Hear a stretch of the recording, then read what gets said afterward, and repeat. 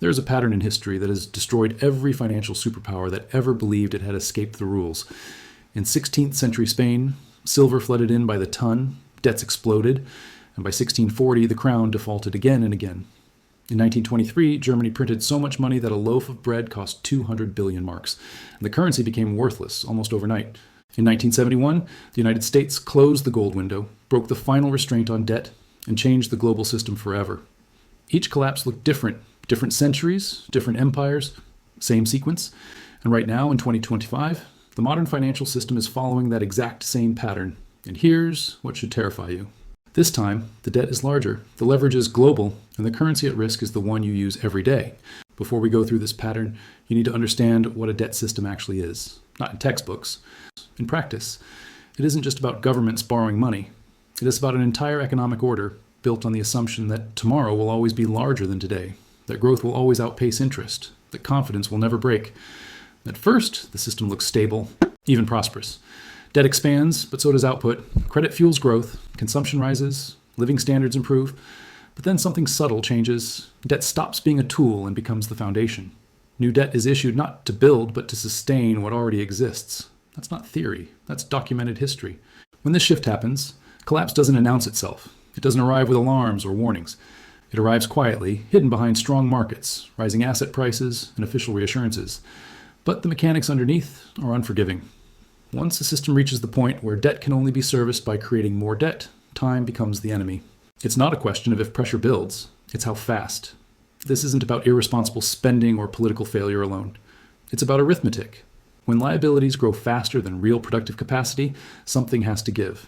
Either defaults rise, or currencies absorb the shock, usually both. That's not a pessimistic view. That's what happened to Spain, to Germany, and to every modern debt-driven collapse since.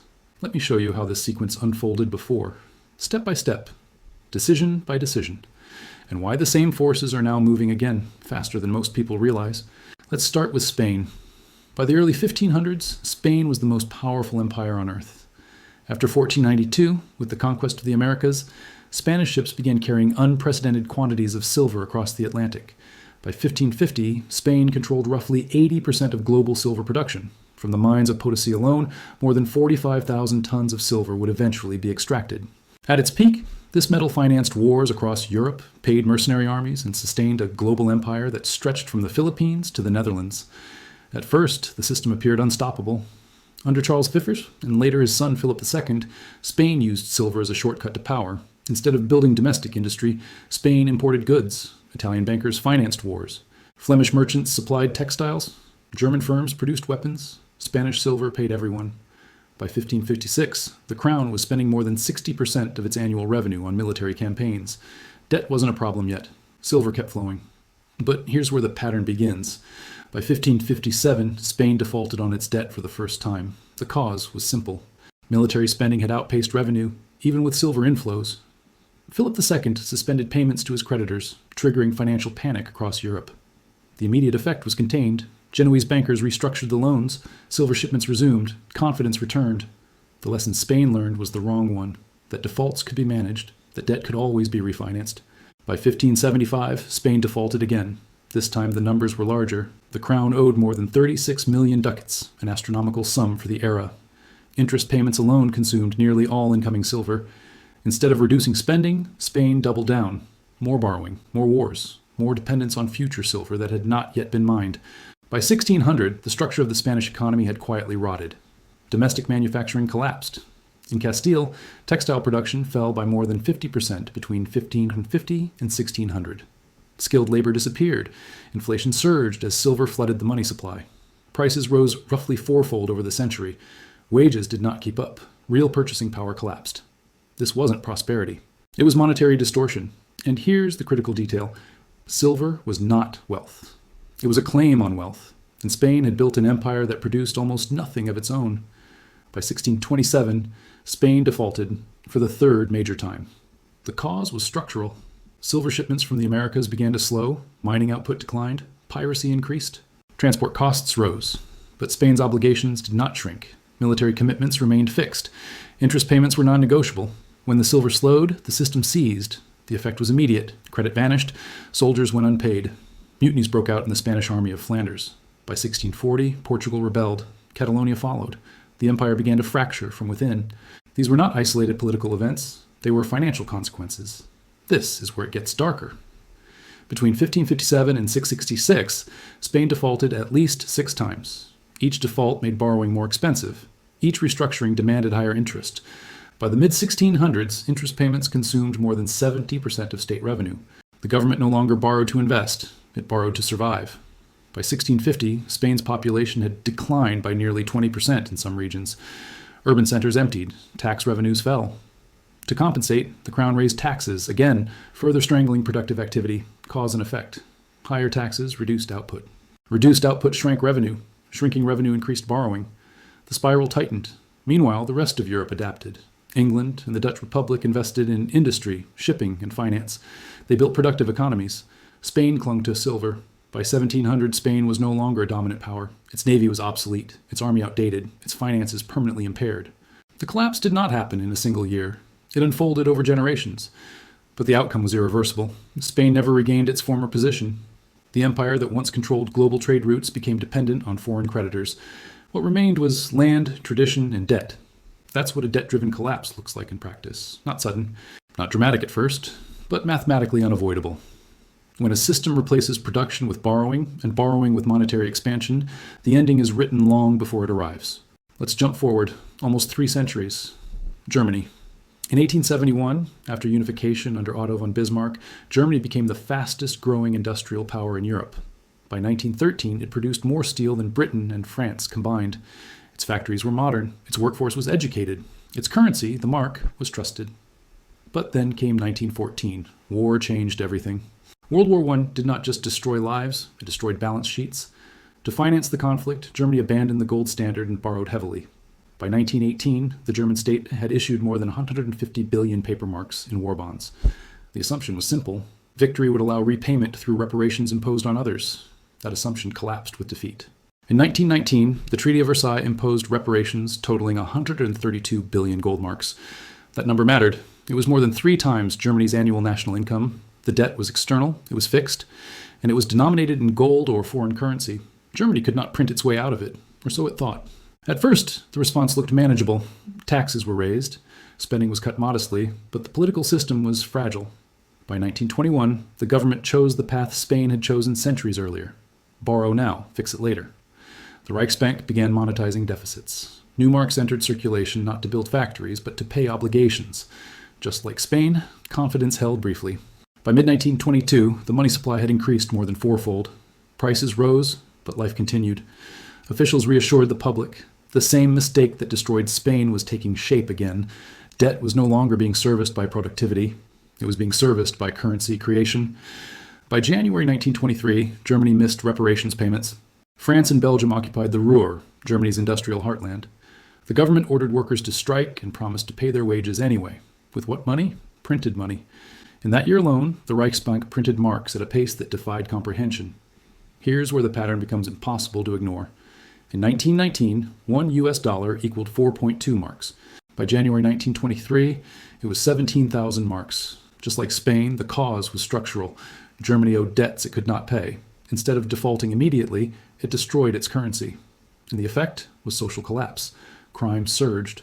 Barter replaced money. Pensions became worthless. People burned banknotes for heat because paper was cheaper than coal. Notice the similarity. Just like Spain, the state chose monetary debasement over political pain. Just like Spain, each short-term fix accelerated the long-term collapse. Different century, different mechanism, identical logic. By late 1923, the system broke. The government introduced the rent mark, backed by land and industrial assets. Hyperinflation ended almost as abruptly as it began. But the damage was permanent. Trust was gone, capital fled. Extremism filled the vacuum. Within a decade, the consequences would engulf the world. The pattern played out again. A powerful state, unsustainable obligations, debt monetization, currency collapse, social fracture, and a belief, right until the end, that the system could be managed. Now let's look at the most recent example, one you probably remember, the Soviet Union. In the decades after 1945, the USSR emerged as a global superpower. It controlled half of Europe, commanded the largest standing army in the world, and matched the United States in nuclear capability. On paper, it looked permanent, but beneath the surface, the system was fragile, not because of ideology alone, but because of economics. By the 1970s, the Soviet economy had stalled. Central planning suppressed productivity. Innovation lagged. Oil exports became the primary source of hard currency. By 1980, oil and gas accounted for more than 60% of export earnings. The system survived on one commodity. That was the first warning. Then came debt. During the 1970s, the USSR borrowed heavily from Western banks. By 1985, external debt exceeded $30 billion. That may sound small by modern standards, but for a non-convertible currency system, it was lethal. Interest had to be paid in dollars. Productivity could not keep up. Here's what should really concern you. When oil prices collapsed in 1986, falling from $30 a barrel to under $12, Soviet export revenue imploded. In 1 year, hard currency earnings dropped by nearly 50%. The system broke faster than anyone expected. By 1987, shelves were empty. Rationing expanded. The government printed rubles to cover deficits, but rubles could not buy imports. Just like Germany, the currency lost meaning. Just like Spain, production collapsed. The same trap that caught earlier empires snapped shut again. The acceleration is the key. Spain took over a century to fall. Germany collapsed in 4 years. The Soviet Union unraveled in less than 5. In 1989, Eastern Europe broke away. In 1990, the ruble entered free fall. Inflation surged above 140%. In August 1991, a failed coup exposed the system's weakness. By December 26, 1991, the Soviet Union officially ceased to exist. 70 years, gone. 3 times, 3 empires, 3 collapses, all following the exact same sequence. Debt outpaced productivity, external obligations tightened, currency absorbed the shock, social order fractured, and collapse arrived faster each time. And now here's what should terrify you. The modern system is following the exact same pattern, stage by stage, decision by decision. This time, the center of the system is the United States and the global dollar order built after 1945. Stage 1 is productive dominance. After World War II, the United States produced nearly 50% of global industrial output. In 1945, it held roughly 70% of the world's gold reserves. The dollar became the settlement currency for global trade. Bretton Woods locked it in. The system worked because the United States produced real goods at unmatched scale. Check. Stage 2 is financial expansion layered on top of real growth. By the 1960s, domestic spending surged. The Great Society, Vietnam, foreign bases. Stage 3 is debt replacing productivity. From 1971 to 2000, U.S. federal debt rose from $398 billion to $5.7 trillion. That still looked manageable because globalization masked the change. Manufacturing moved offshore. Imports replaced domestic production. Credit filled the gap. Living standards were sustained by borrowing, not output growth. Check. Stage 4 is systemic financialization. By 2008, total U.S. debt, public and private, exceeded $50 trillion. The financial sector accounted for over 40% of corporate profits. That year, the system broke. Lehman collapsed. Credit froze. The response mattered more than the crisis itself. The Federal Reserve expanded its balance sheet from $900 billion to over $4 trillion. Quantitative easing became permanent. The lesson learned was the same one Spain learned in 1557. The system could be rescued with more debt. Check. Stage 5 is debt servicing overtaking everything else. By 2024, U.S. federal debt surpassed $34 trillion. Annual deficits exceeded $1.7 trillion. Interest alone approached $1 trillion per year, more than national defense spending. That number matters. It means new borrowing is increasingly used just to pay for past borrowing, not investment. Survival. Check. Now notice the acceleration. From 2000 to 2020, debt doubled. From 2020 to 2024, it surged again. In just 4 years, over $7 trillion was added. Since 2020, the Federal Reserve created more than $5 trillion in new money. Prices responded. Between 2020 and 2023, consumer prices rose more than 20%. Asset prices surged first, then food, then rent, then energy. The pattern says this is not an anomaly. It's a stage. Stage 6 is confidence erosion. This is the most misunderstood phase. The system still functions, markets still trade, people still work, but trust quietly weakens. Foreign central banks reduce dollar exposure. In 2014, the dollar made up over 65% of global reserves. By 2024, it had fallen closer to 58%. BRICS nations expand bilateral trade outside the dollar. Gold purchases by central banks exceed 1,000 tons per year. That's not symbolism, that's positioning. Check. Here's what people don't understand. Reserve currencies don't die because people stop using them. They die because they are used too much. Trillions of liabilities pile up abroad. Those claims eventually come home. Stage 7 is currency absorption. This is where debts that cannot be defaulted on politically are paid through monetary dilution. The United States cannot cut spending fast enough to stabilize debt. It cannot raise taxes enough without collapsing growth. That leaves one option: inflation over time. Slow, then faster. That's not speculation, that's arithmetic. We're not approaching the pattern, we're deep inside it. Just like Spain, the United States imports far more than it exports. In 2024, the trade deficit exceeded $1 trillion. Just like Germany, obligations are fixed while productivity growth slows. Real GDP growth struggles to exceed 2%, while interest costs compound. Just like the Soviet Union, the system relies on external confidence to function. When confidence weakens, speed increases. So where are we now? We are at stage 5 moving into stage 6, debt dominance transitioning into confidence erosion. According to the pattern, stage 6 is followed by one of two paths. Either fiscal discipline restores balance, or the currency absorbs the adjustment. Stage 6 leads to stage 7, and stage 7 looks like this: persistent inflation, financial repression, savings losing purchasing power year after year. Not hyperinflation overnight, not collapse tomorrow, but steady erosion that people feel in groceries, rent, healthcare, and energy. This affects you directly. Your currency buys less, not because companies are greedy, but because supply is fixed and money supply isn't. Your savings lose value, not because markets are broken, but because the system requires it. When debt reaches this scale, someone must pay. Historically, it is always holders of currency and fixed income assets. Spain learned this over a century. Germany learned it in 4 years. The Soviet Union learned it in 5. The pattern is accelerating. Maybe the timeline is 10 years. Maybe 5, maybe less. Since 2020, every stage has compressed. Debt growth, monetary expansion, geopolitical fragmentation. Each shock shortens the fuse. The debt system doesn't end with an announcement. It ends when confidence quietly tips. When people stop believing tomorrow will fix today. When money stops being a store of value and becomes just a medium to escape. And that's where we are. 3 times this pattern unfolded in full view of history. Spain in the 16th and 17th centuries. Germany in the early 20th. The Soviet Union at the end of the Cold War. Each believed it was exceptional. Each believed its power, its reach, or its ideology placed it above the rules. Each believed debt could be managed indefinitely. Each believed the system would hold just a little longer. They were wrong, every single time. The pattern says this doesn't end with a single decision or a single crisis. It ends because arithmetic eventually overrides belief. You cannot grow debt faster than productivity forever. You cannot finance consumption with borrowing indefinitely. You cannot expand currency supply without reducing its purchasing power.